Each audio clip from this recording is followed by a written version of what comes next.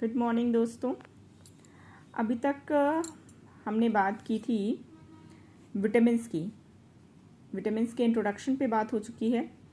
Vitamins कितने type के होते हैं इस पे भी बात हो चुकी है। वाटर सॉल्युबल विटामिन क्या होते हैं, कितने टाइप के होते हैं, उनका क्या फंक्शन है, कौन सी डिजीज़ उनकी कमी से होती है, किन चीज़ों में पाए जाते हैं, इन सब पे डिस्कशन हो चुका है।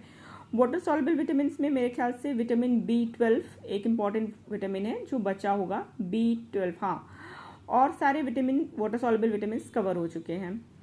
आज मैं बात करूंगी फैट सॉल्युबल विटामिन की। वाटर सॉल्युबल विटामिन जब आप इन तीनों को तोड़ते हैं, पानी में घुलनशील विटामिन, ठीक है, तो एक और कंपोनेंट आपके सामने निकल के आता है, वो है वाटर। वाटर क्या होता है, पानी क्या होता है, व्हाट इज वाटर, जिसे आप कह सकते हैं ऐसा सॉल्युबल, एक ऐसा कंपाउंड जो सॉलिड, लिक्विड और गैस तीनों ही फॉर्म में पाया जाता है। ठीक है, वाटर को एक अलग क्लास में पढ़ेंगे।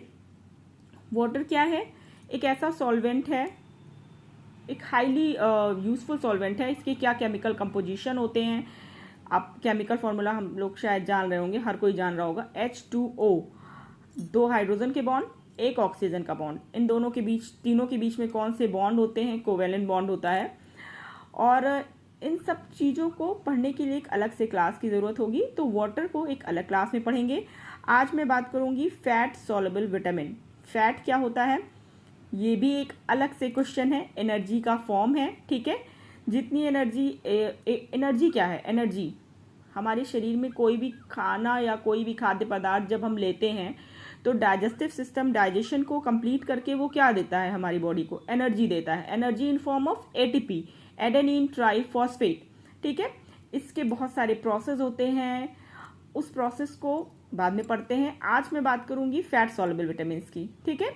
फैट सॉल्युबल विटामिन, फैट में घुलनशील विटामिन, कौन कौन से विटामिन है। फैट एक अलग टॉपिक है, इसको अलग से पढ़ा जाएगा। अभी विटामिन पे ही बात करेंगे, ठीक है। फैट सॉल्युबल विटामिन आप देख रहे होंगे, यहाँ पे 4 विटामिन दिए हुए हैं, A, D, E, K, ठीक है। जब भी आप अगर फैट सॉल्युबल विटामिन की बात करते हैं तो फैट सॉल्युबल विटामिन जो होते हैं वो बॉडी में लॉन्ग टाइम के लिए, लंबे समय के लिए स्टोर होते हैं। लेकिन अगर आप इनकी एक्सेस ले लेते हैं, एक्सेस अमाउंट में आप फैट सॉल्युबल विटामिन का कंज्यूम करते हैं, तो ये टॉक्सिसिटी को इंक्रीज करता है। मेगा डोज, अगर आप A, D या E और K का मेगा डोज लेते हैं, ज़्यादा अमाउंट में डोज लेते हैं, तो ये क्या करता है, ये आपके शरीर में टॉक्सिसिटी को इन्हांस करता है। वाटर सॉल्युबल विटामिन की तरह, ठीक है, जैसे जो वाटर सॉल्युबल विटामिन होते हैं, that means regular replacement in the body. Body में उनका रेगुलर रिप्लेसमेंट होता रहता है, एक के बाद दूसरा, दूसरे के बाद तीसरा, ऐसे मतलब एक रेगुलर इंटरवल में रिप्लेस होते रहते हैं। लेकिन जो फैट सॉल्युबल विटामिन होते हैं वो स्टोर होते हैं। कहाँ स्टोर होते हैं, लीवर में। लीवर क्या है, लीवर हमारी सबसे बड़ी ग्लैंड है, ठीक है। लीवर को आप अलग से पढ़ेंगे, जब हम डाइजेस्टिव सिस्टम की बात करेंगे, डाइजेस्टिव सिस्टम पढ़ेंगे तो ये सारे ऑर्गन्स को पढ़ा जाएगा, अलग से पढ़ा जाएगा। ये सब एक एक क्लास है। फैटी टिश्यूज क्या होती है, टिश्यूज क्या होती है, व्हाट इज टिश्यूज। टिश्यूज पे एक क्लास में ले चुकी हूँ। सेल्स जो होती है, सेल्स क्या होती है, पहले टिश्यू को समझने के लिए सेल समझना पड़ेगा। सेल क्या होती है, cells is an smallest unit of your body. हमारे शरीर की सबसे छोटी इकाई होती है सेल, ठीक है, कोशिकाएं। सेल्स जो होती हैं, इन सेल्स का जो एक कॉम्पोजिशन बनता है उससे होता है टिश्यू का फॉर्मेशन। टिश्यू से ऑर्गन, ऑर्गन से ऑर्गन सिस्टम से ह्यूमन बॉडी, ठीक है। Are eliminated much more slow than water soluble vitamins. That means fat soluble vitamins are stored in liver and fatty tissues are eliminated much more slow, और धीरे eliminate होती है in comparison of water soluble vitamins, ठीक है। अगर किसी के शरीर में कुछ हेल्थ प्रॉब्लम्स, जैसे कि इन्फ्लामेटरी बाउल डिजीज क्या होती है, क्रॉनिक पैनक्रियाटिस क्या होता है, सिस्टिक फिब्रोसिस क्या होता है, ये तीनों ही डिजीजेज जो हैं ये आपके डाइजेस्टिव सिस्टम से रिलेटेड होती हैं, ठीक है। और इन तीनों ही डिजीजेस की कंडीशंस ये होती हैं कि अगर ये इनमें से कोई भी पैनक्रियाटिक होती है, क्रॉनिक पैनक्रियाटिक डिजीज है, या सिस्टिक फिब्रोसिस होता है, या इन्फ्लामेटरी बाउल डिजीजेज होती है, कोई भी इन तीनों में से अगर व्यक्ति उससे ग्रसित होता है या उससे इफेक्टेड होता है, तो it decreases the absorption of fat soluble vitamin A, D, E और के, इन सब विटामिन का जो है वो एब्जॉर्प्शन डिक्रीज हो जाता है। ठीक है, क्या होता है कि इन तीनों ही डिजीजेस को अलग से पढ़ा जा सकता है, इन्फ्लामेटरी बाउल डिजीजेस को, क्रॉनिक पेनक्रियाटिस को और सिस्टिक फाइब्रोसिस को।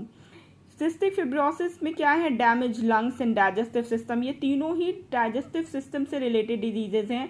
इसमें क्या होता है कि आपका जो डाइजेस्टिव सिस्टम है from mouth to anus, it is called a digestive system. Digestive system में क्या होता है, डाइजेशन हमारे माउथ से शुरू होता है। बहुत सारे ऐसे फूड के एलिमेंट्स होते हैं जो माउथ से ही डाइजेशन जिसमें शुरू हो जाता है, लेकिन बहुत सारे ऐसे एलिमेंट्स हैं जो लार्ज इंटेस्टाइन, स्मॉल इंटेस्टाइन में डाइजेशन शुरू होता है, किसी का स्टमक में शुरू होता है।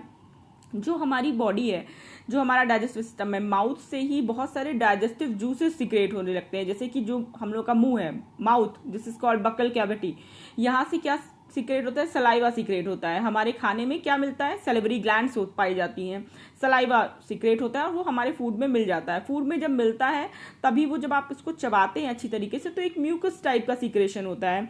तो ये जो विटामिन ए, डी, ई, के है, ये सब मेन इसका इंपॉर्टेंस क्या है, म्यूकस का सीक्रेशन, म्यूकस मेम्ब्रेन्स का, स्किन में हो, चाहे आईज में हो, चाहे माउथ में हो, नोज में, थ्रोट में, लंग्स में, ये सब क्यों मॉइस्ट रहता है। विटामिन ए की जो लोग कम कंज्यूम करते हैं उनमें म्यूकस जो है वो उसका सीक्रेशन कम होता है। अभी यहाँ पे बात होगी, एक सिर्फ विटामिन की मैं बात करूंगी, विटामिन ए, इसका केमिकल नेम होता है रेटिनॉल और ये हेल्प करता है, हेल्प